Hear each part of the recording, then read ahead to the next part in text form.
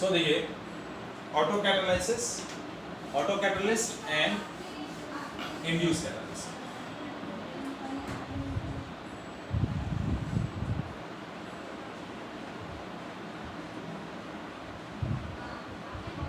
सो जैसा कि मैंने बताया कि ऑटो कैटलिस्ट क्या करते हैं, ड्यूरिंग अ रिएक्शन जो आपके प्रोडक्ट बन रहे हैं वही प्रोडक्ट क्या कर रहे हैं, कैटलिस्ट का वर्क कर रहे हैं, तो उसको हम बोलते हैं ऑटो कैटलिस्ट। जैसे for example hydrolysis of ester. तो इस प्रोसेस के अंदर देखिए CH3COO C2H5 plus H2O gives CH3COOH plus C2H5OH। अब ये जो एसिडिक एसिड बन रहा है, एसिडिक मीडियम, ये जो एसिड है, ये एसिड क्या करता है, कैटालिस्ट का क्या कर रहा है, कैटालिस्ट का। ये जो प्रोडक्ट है वो रिएक्शन के लिए, फर्दर रिएक्शन के लिए क्या करेगा, कैटालिस्ट का वर्क करेगा, तो वो हो गया ऑटो कैटालिस्ट। फिर आता है इंड्यूस कैटालिस्ट। तो इंड्यूस कैटालिस्ट के लिए मैंने क्या बताया कि यदि वो पर्टिकुलर सब्सटेंसेस रिएक्शन में होंगे तभी आपका रिएक्शन प्रोसीड होगा, अदरवाइज रिएक्शन प्रोसीड नहीं होगा। जैसे देखिए sodium sulphide when react with oxygen it will form sodium sulphate.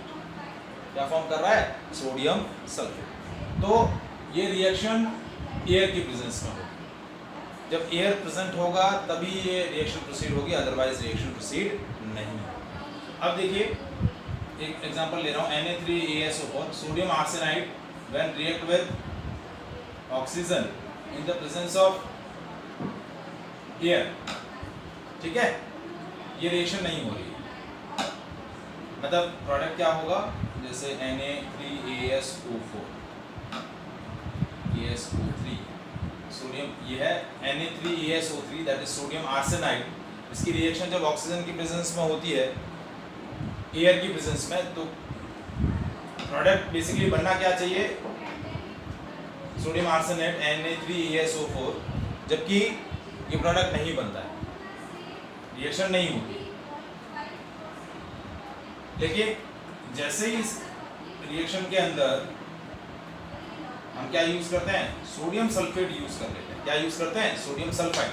क्या यूज करते हैं, सोडियम सल्फाइड। तो ये रिएक्शन प्रोसीड हो जाता है।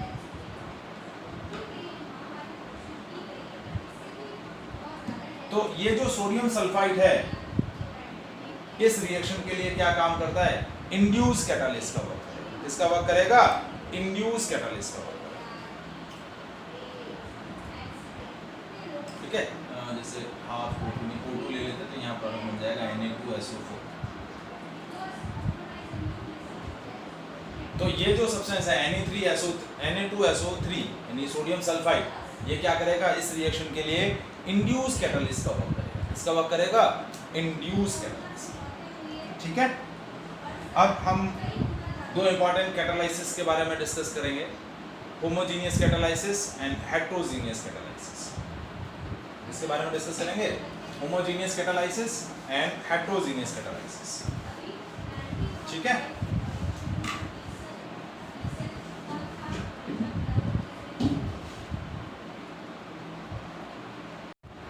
Now we'll discuss homogeneous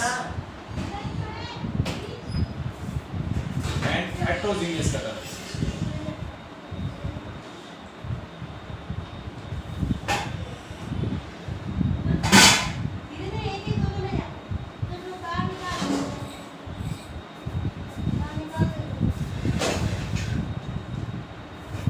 Homogeneous and heterogeneous catalysis.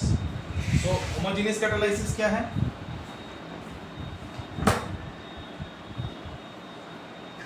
when reaction mixture means reactant and product and catalyst are in the same phase in the same physical state, that is called homogeneous catalysis.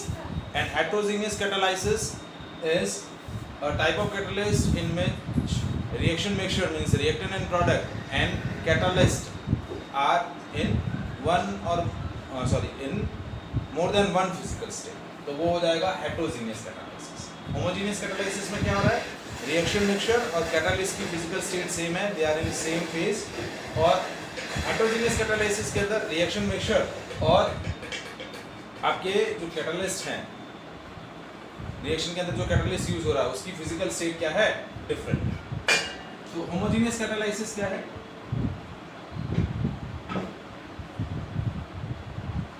Process in which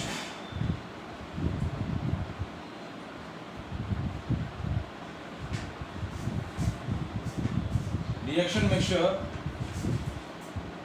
and catalyst are in same phase।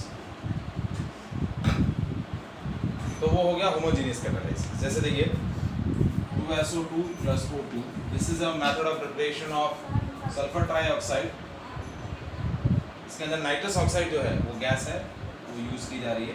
ये भी दोनों reactant mixture में reactant gases है, product भी gases है, और जो आपका कैटालिस्ट है उसकी फिजिकल स्टेट भी क्या है, गैसेस। तो वो क्या हो जाएगा आपका गैसेस, होमोजेनियस कैटालिसिस। जैसे देखिए CH3 C6 C12H22O11, hydrolysis of carbohydrates in presence of H plus C6H12O6 plus C6H12O6, glucose and fructose. ये आपका शुगर है। शुगर का जब हाइड्रोलाइसिस होगा एसिडिक मीडियम में, तो एसिड की फिजिकल स्टेट लिक्विड है और इन सारे रिएक्टेंट मिक्सचर्स प्रोडक्ट की फिजिकल स्टेट भी क्या है, सेम। तो क्या हो गया, that is called homogeneous catalysis. Second आता है heterogeneous catalysis.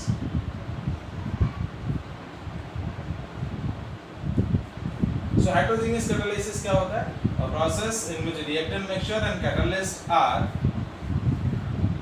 in more than one physical state। उनकी जो फिजिकल स्टेट है या जो फेज है वो एक से ज्यादा है, तो वो क्या हो जाएगा, हेटेरोजेनियस कैटालिसिस। क्या हो जाएगा, हेटेरोजेनियस कैटालिसिस। इस एग्जाम्पल में ऑलरेडी पहले भी पढ़ चुके हैं, जैसे formation of ammonia N2 plus 3H2 gives twice of NH3, ये आयरन। तो आयरन सॉलिड है और ये गैसेस रिएक्टेंट एंड प्रोडक्ट। तो ये कैसा हो गया, हेटेरोजेनियस कैटालिसिस। जैसे vegetable oil convert into vegetable ghee, इस प्रोसेस के अंदर क्या हो रहा है, हाइड्रोजनेशन होगा, निकल एज अ कैटलिस्ट यूज किया जाएगा। तो ये प्रोसेस कैसा है आपका, हेटेरोजेनियस कैटालिसिस। कैसा है, हेटेरोजेनियस कैटालिसिस। कैटलिस्ट की फिजिकल स्टेट और रिएक्शन मिक्सचर की फिजिकल स्टेट एक से ज्यादा फेज में है। क्या है, एक से ज्यादा फेज में, तो क्या हो गया, हेटेरोजेनियस कैटालिसिस। क्या हो गया, हेटेरोजेनियस कैटालिसिस। अब यहाँ हमें इसका मैकेनिज्म डिस्कस करना है। हेटेरोजेनियस कैटालिसिस का एक मैकेनिज्म डिस्कस करना है, that is called adsorption theory of heterogeneous catalysis. क्या बोलते हैं इसको, adsorption theory of heterogeneous catalysis.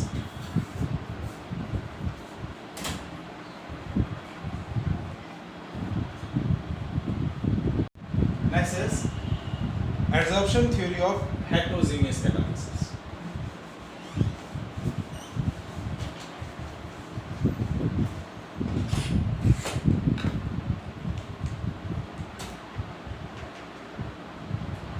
Absorption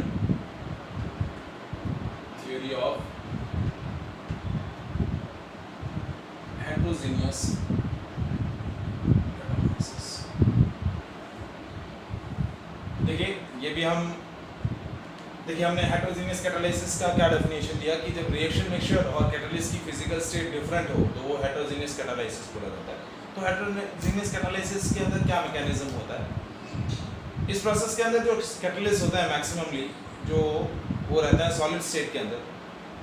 so those solid catalyst provide their surfaces to the reactant molecules, क्योंकि सॉलिड कैटलिस्ट की सरफेस पर बहुत सारे स्मॉल पोर्स होते हैं, छोटे छोटे पोर्स होते हैं। उन पोर्स के अंदर सॉलिड कैटलिस्ट क्या करते हैं, वो सॉलिड सरफेस, अपनी सॉलिड सरफेस क्या करते हैं, कैटलिस्ट को रिएक्टेंट मॉलिक्यूल्स को प्रोवाइड कर देते हैं। तो उससे क्या होगा, रिएक्टेंट मॉलिक्यूल उन पोर्स में इजीली जाके फिक्स हो जाएंगे और वहाँ ज़्यादा से ज़्यादा रिएक्टेंट मॉलिक्यूल एक दूसरे से कंबाइन होंगे। As they combine they will form a product. तो जितने ज़्यादा रिएक्टेंट मॉलिक्यूल्स कंबाइन होंगे उतना ज़्यादा अमाउंट में क्या होगा, प्रोडक्ट फॉर्म। क्या होगा, product form.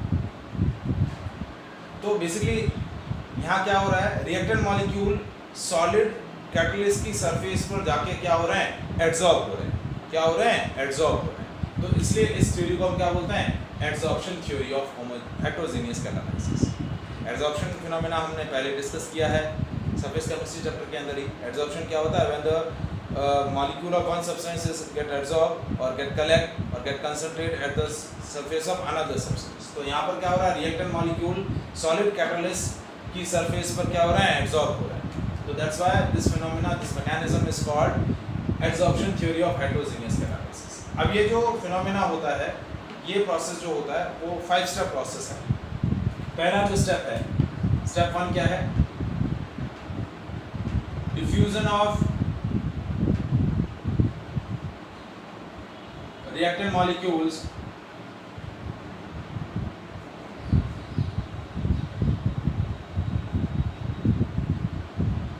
towards the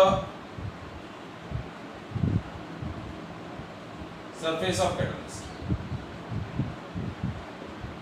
reactant molecules क्या होंगे, कैटलिस्ट की सरफेस की तरफ मूव करना शुरू करेंगे, डिफ्यूज होना शुरू करेंगे। स्टेप सेकंड क्या होगा, एड्सॉर्प्शन प्रोसेस होगा। यहाँ पर adsorption of reactant molecules on the surface of catalyst. Solid की सरफेस पर क्या होगा, रिएक्टेंट मॉलिक्यूल्स का क्या होगा, एड्सॉर्प्शन होगा।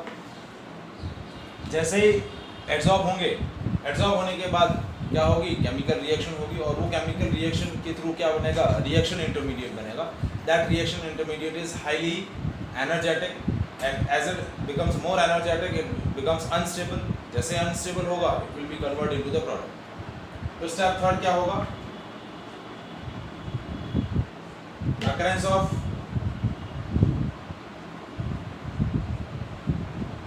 chemical reaction on surface of catalyst and form reaction intermediate।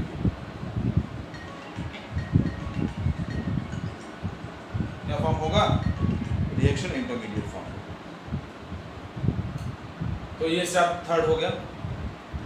अब जैसे रिएक्शन इंटरमीडिएट, जैसा कि मैंने बताया कि हाईली एनर्जेटिक होता है, अनस्टेबल होगा, it will B dissociate into the product. क्या हो जाएगा, प्रोडक्ट के अंदर डिसोसिएट हो जाएगा। प्रोडक्ट बनेंगे, जैसे ही प्रोडक्ट बनेंगे वो प्रोडक्ट क्या होंगे, सॉलिड की सरफेस से डिसॉल्व होना शुरू होंगे। पहले रिएक्टेंट एब्जॉर्ब होंगे और जैसे प्रोडक्ट बनेगा, प्रोडक्ट क्या हो जाएगा, सॉलिड कैटलिस्ट की सरफेस से डिसॉल्व होने शुरू हो जाएंगे। सो स्टेप 4 क्या होगा,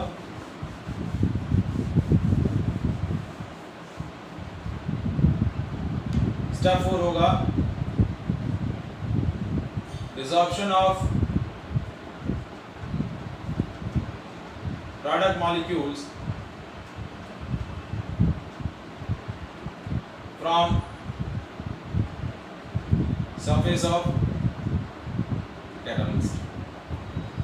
कैटलिस्ट की सरफेस से उनका डिसॉर्प्शन होना शुरू होगा। डिसॉल्व होंगे, फिर एक बार डिसॉल्व हो गए, रिमूव हो गए, फिर क्या होंगे, प्रोडक्ट मॉलिक्यूल। फिफ्थ स्टेप क्या होगा, diffusion of product molecule away from surface of catalyst। So now surface of catalyst is available for the new reactant molecules to get diffuse over the surface of catalyst। product molecule बनेंगे, वो पहले dissolve होंगे और फिर solid की surface से दूर जाके diffuse होना शुरू हो जाएंगे, ताकि क्या हो, catalyst की surface फिर से available हो सके reactant molecules के लिए ताकि वो वहाँ जाके वापस एब्जॉर्ब हो और नए प्रोडक्ट मॉलिक्यूल बनाए और ज़्यादा से ज़्यादा product molecule. So that mechanism is called absorption theory of heterogeneous catalysis. Is it clear?